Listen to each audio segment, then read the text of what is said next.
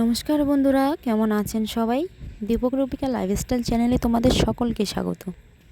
তো বন্ধুরা, আজকে হচ্ছে অষ্টমী স্নান আর আমরা যাচ্ছি সেই উদ্দেশ্যে গদাধর। আর এদিকে আমি রেডি হয়েছি। আর এখন বাজে হচ্ছে 12টা 28 মানে রাত্রি। তো আমরা যাচ্ছি গদাধরের উদ্দেশ্যে। তো বন্ধুরা, এদিকে আমরা কোচবিহারে থেমেছিলাম কিছু খাওয়ার জন্য। নাহলে সবারই প্রচণ্ড ঘুম আসছিল, তো সবাই বলছিল যে কিছু খাইলে ঘুমটা ভেঙে যাবে, তো সেই জন্য।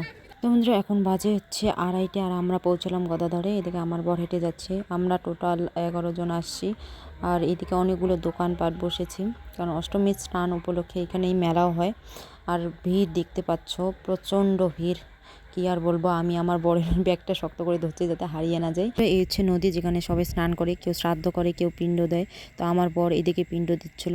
বন্ধুরা, জল খুবই কম কম থাকার কারণে জলগুলো খোলা। তো পাশেই এসে কালজানি নদী, তো ওইখানে যাওয়া বারণ, কারণ ওইখানকার যারা কর্মকর্তারা আছে তারা মাইক দিয়ে বলছিল যেন কালজানি নদীতে কেউ না যায়। তো বন্ধুরা, আমার বর পিণ্ড দিচ্ছিল, কারণ 4 মাস আগে আমার শ্বশুর মারা যান।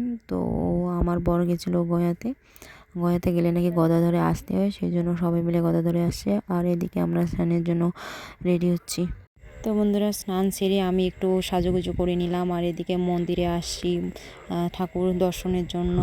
তো সবাই প্রণাম করছিলাম। আর ভিড় তো দেখতেই পাচ্ছ, প্রচণ্ড ভিড়, কি আর বলবো, বলার বাইরে। তো বন্ধুরা, রাত্রি 2:30-এর সময় এসেও এতটা ভিড়, তাহলে ধারণা করতে পারছেন সকালবেলা কতটা ভিড় হতে পারে। আর আমরা এদিকে নিচ্ছিলাম প্রসাদ খেয়ে দিয়ে 4:32-এ আমরা গদাধর থেকে বাড়ির উদ্দেশ্যে রওনা দিলাম। তো আমরা আসার সময় কোচবিহারে থেমেছিলাম সবাই চা খাবো বলে।